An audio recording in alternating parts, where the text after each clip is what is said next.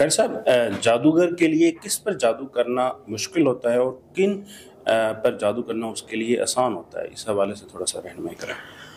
عدنان بھائی، اس میں نا مختلف کیٹیگریز ہیں۔ اچھا، ایک ہم مسلم اور نان مسلم کی کیٹیگری رکھتے ہیں کہ مطلب جادوگر کے لیے مسلم پر جادو کرنا آسان ہے یا غیر مسلم پر آسان ہے۔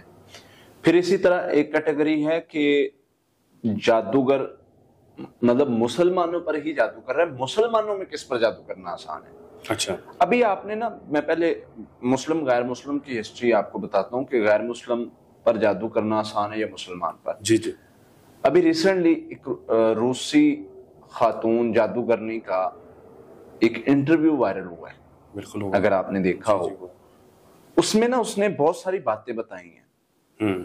ہمیں قرآن پر، احادیث پر پہلے بھی الحمدللہ بہت زیادہ یقین تھا اور ہے اور رہے گا، بالکل، لیکن بعض باتیں نا آپ کو تقویت دیتی ہیں کہیں نہ کہیں۔ بعض اوقات آپ کے تجربات جو ہوتے نا وہ آپ کو، وہ حضرت ابراہیم علیہ السلام نے کہا تھا نا کہ اللہ جی جی، تو کیسے زندہ کرے گا، اچھا، مردے کو کیسے زندہ کرے گا؟ اللہ نے فرمایا کیا تو ایمان نہیں رکھتا؟ اللہ ایمان تو رکھتا ہوں لیکن اطمینان قلب کے لیے، اطمینان قلب کے لیے کہ دل مطمئن ہو جائے۔ تو خیر اللہ نے پھر کہا کہ 4 پرندے لو اور ان کو ذبح کرو، الگ الگ جو ہے وہ ان کا گوشت جو ہے مکس کر دو، الگ الگ پہاڑیوں پہ رکھ دو، پھر بلاؤ ان کو اپنی طرف، اور وہ چاروں الگ الگ جگہ سے اکٹھے ہو کے تمہاری طرف آئیں گے۔ تو یہ اللہ کی شان ہے۔ تو جادوگر اگر کوئی مطلب اس چیز کا اقرار کرتا ہے تو یہ ہمارے اطمینان قلب کے لیے بھی بہت ضروری تھا اور یقین کو اور پختہ کرنے کے لیے بھی ضروری تھا۔ صحیح بات، صحیح بات، انسان ہے، فطرت ہے، صحیح بات، یہ مطلب لوجک کو زیادہ مانتا ہے، تجربات کو زیادہ مانتا ہے، بجائے اس کے چاہے جتنا بھی اس کا بلیف سسٹم ہو، لیکن جب اس کو سامنے ریسرچ نظر آئے گی نا، کوئی تجربہ نظر آ جائے تو وہ ذات سے زیادہ ڈبل ہو جاتا ہے۔ اب وہ جادوگرنی کہتی ہے کہ جی مسلمانوں پر جب میں جادو کرتی ہوں یا کرنے کی کوشش کرتی ہوں، میں جادو کرنے سے پہلے لوگوں کو امیجن کرتی ہوں۔ اچھا، اس کو نا امیجنیشن میں عمل کیا جاتا ہے، ہوتا ہے۔ تو کہتی ان کو امیجن کرنے میں میرا فوکس نہیں بن رہا تھا۔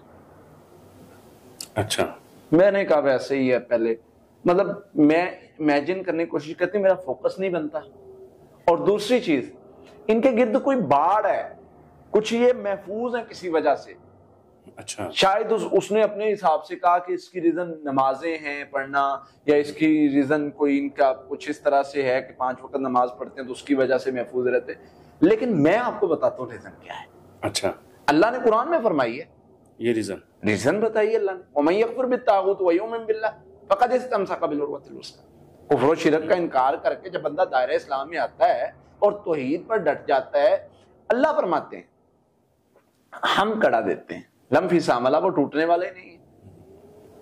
اللہ حفاظت کی تمہیں گارنٹی دے رہی۔ تو یہ چیز جس بندے میں ہوگی وہ بندہ کامیاب ہے، وہ بندہ جو ہے وہ محفوظ ہے۔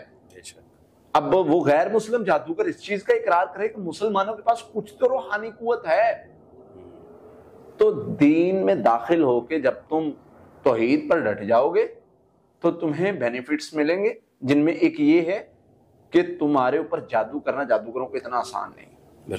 دوسری طرف آپ مسلمان بھی ہیں، آپ کے پاس سارا کچھ ہے، لیکن آپ اللہ کی یاد سے غافل ہیں، ذکر سے دور ہیں، عبادت سے دور ہیں۔ اللہ فرماتے ہیں عبادت سے دور ہوتا ہے، غفلت کرتا ہے۔ اللہ تو نا پھر وہ قرآن پاک میں بڑی مثالیں ملتی ہیں۔ بالکل ایسا ہی، اللہ نے جب منوانا چاہا نا بنی اسرائیل والوں کو، ہاں بھائی مانو گے یا گراؤں پہاڑ، اللہ منوانے پہ آئے تو 1 منٹ لگاتا ہے، لیکن وہ اس کا رحم ہے، وہ رحیم ہے، وہ رحمان ہے کہ ہمیں کچھ کہتا نہیں۔ ادروائز ہماری کیا ضرورت ہے کہ ہم نماز نہ پڑھیں یا اس کی کوتاہی کریں یا گناہ کر جائیں۔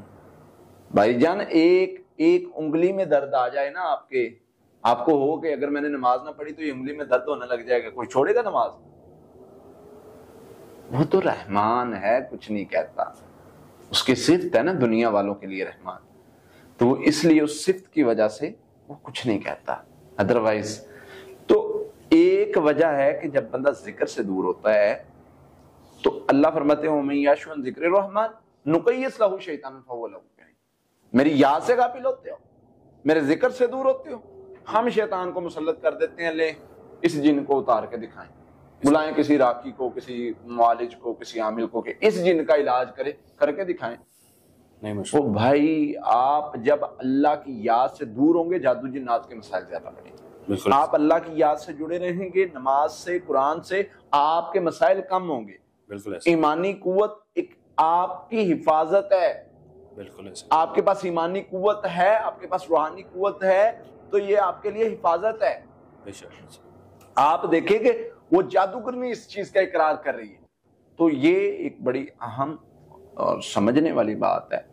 جو بندہ اللہ کے ذکر کے ساتھ جڑا رہتا ہے، توحید کے ساتھ جڑا رہتا ہے، وہ کامیاب ہے۔ جو بندہ ذکر سے منہ موڑتا ہے، روگردانی کرتا ہے، اللہ فرماتے ہیں ہم اس کو پکڑ لیتے ہیں، ہاں بھائی اب کر کیا کرتا ہے۔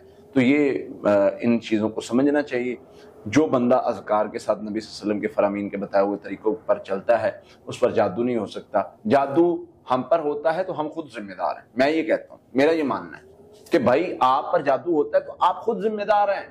ہم نے کیا ڈھونڈ لیا؟ ہم ہر اپنی کوتاہی، کمی، پریشانی، تکلیف کو جادو پر ڈال دیتے ہیں۔ میرے سے جو ہے وہ ایگزام پاس نہیں ہوا میری سستی کی وجہ سے، میں کہتا ہوں پھپھو نے جادو کروایا تھا، خالہ نے جادو کروایا تھا، چاچو نے، ماموں نے، کسی نہ کسی نے نام لے دیتا۔ صحیح بات ہے، ہم اپنی ناکامیوں کا بلیم کرتے ہیں دوسروں پر، پرابلم ہے، بہانے ڈھونڈتے ہیں، بہانے، پرابلم ہے نا۔ ہم اس چیز کو ختم کریں، ہم اس چیز کو چینج کریں، بدلیں، اپنے آپ کو بہتر کریں، تو یہ چیزیں ہوں گی تو انشاءاللہ بہت فائدہ ہوگا۔ تو یہ چیزیں اپنے اندر لائیں انشاءاللہ، اللہ کی رحمت سے، اللہ کے فضل سے آپ دیکھیں گے کہ معاملات کیسے بدلتے ہیں، معاملات کیسے بہتر ہوتے ہیں۔ اور اس کے ساتھ ساتھ آپ جو بندہ نبی صلی اللہ علیہ وسلم کی بتائی ہوئی پڑھائی کرتا ہے، اس پر جادو کا اثر نہیں ہوتا، وہ محفوظ رہتا ہے۔ جادو بر ایک کی بجائے 10 بار بھی اس پر جادو کرے اثر نہیں ہوتا۔ جو روگردانی کرتا ہے اس پر شیاطین تو خود بخود مسلط کر دیے جاتے ہیں کہ تو روگردانی کرتا ہے، تمہارا یہ یاد ہے۔ بہت شکریہ۔